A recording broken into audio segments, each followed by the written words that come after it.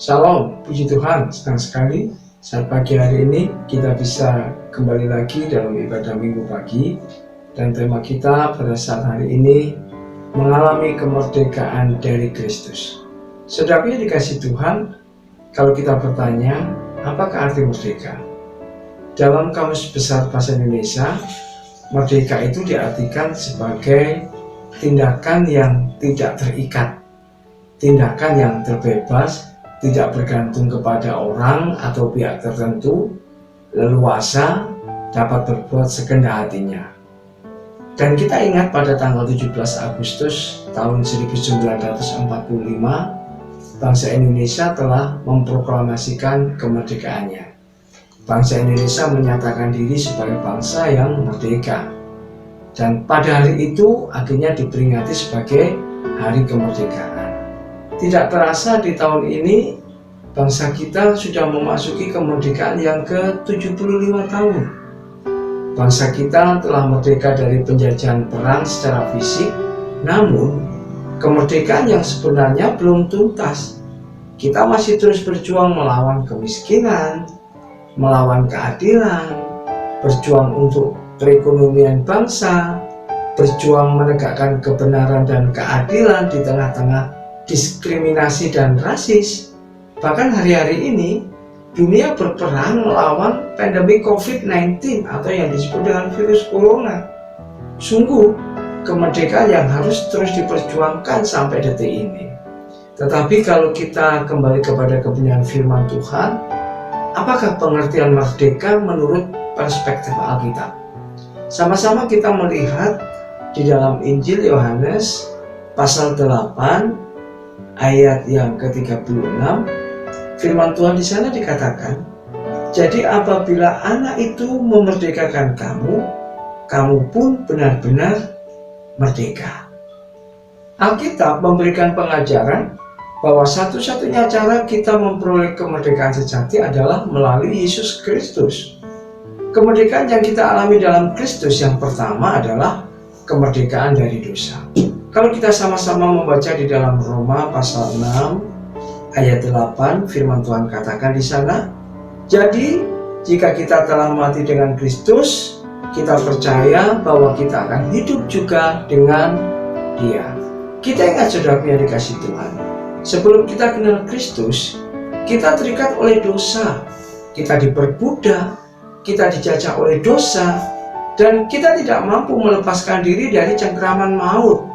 Kita ingat bangsa Indonesia dijajah Belanda selama 350 tahun dengan metode yang digunakan divide et impera, memecah belah dan menguasai.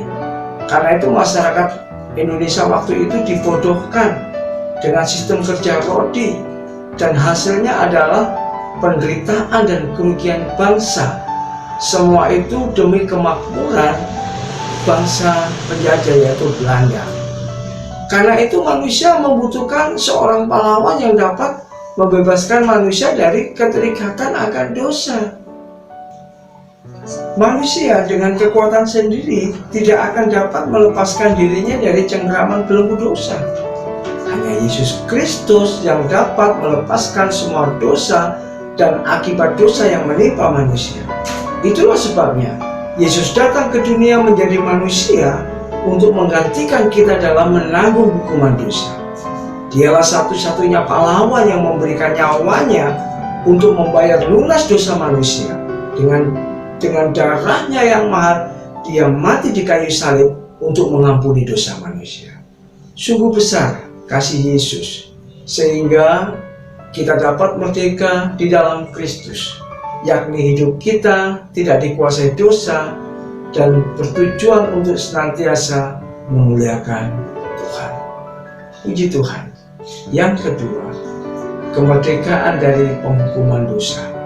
Kalau kita membaca di dalam Roma pasal 8 ayat 1 dan 2, firman Tuhan katakan, "Demikianlah sekarang tidak ada penghukuman bagi mereka yang ada di dalam Kristus Yesus.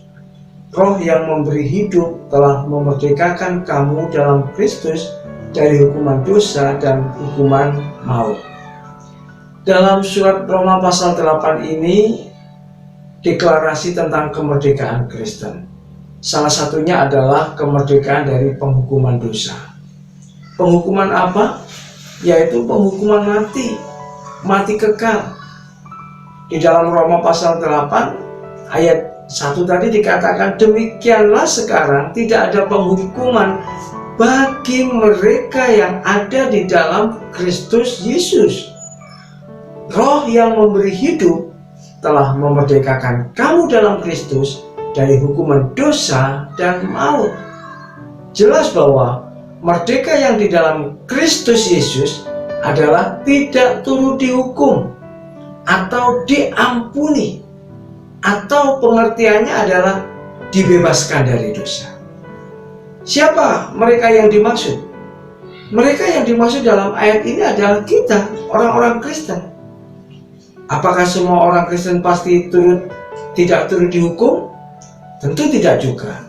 Terus, orang Kristen yang bagaimana yang tidak turut dihukum atau diampuni atau dibebaskan? Kalau kita bandingkan di dalam Injil Yohanes pasal 5 ayat 24 dikatakan di sana, aku berkata kepadamu, sesungguhnya barang siapa yang mendengar perkataanku dan percaya kepada Dia yang mengutus aku, ia mempunyai hidup yang kekal dan tidak turut dihukum. Sebab ia sudah dipindahkan dari dalam maut ke dalam hidup.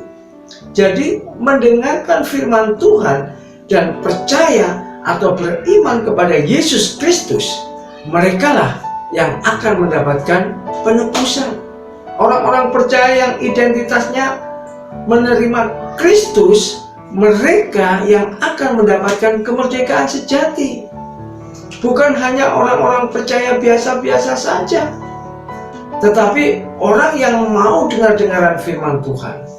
Bukan orang-orang Kristen yang hanya sakarpe dewe, tidak mau mendengarkan firman Tuhan, tidak mau seturut hidupnya dalam perintah Tuhan. Mereka tidak bakalan menerima penebusan.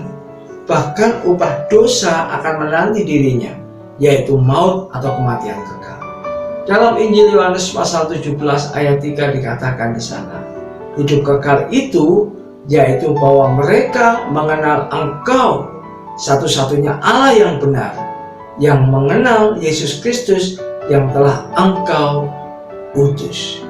Puji Tuhan, puji Tuhan. Kiranya renungan firman Tuhan ini kembali mengingatkan kita bahwa kita sudah dimenangkan, dimerdekakan oleh Kristus.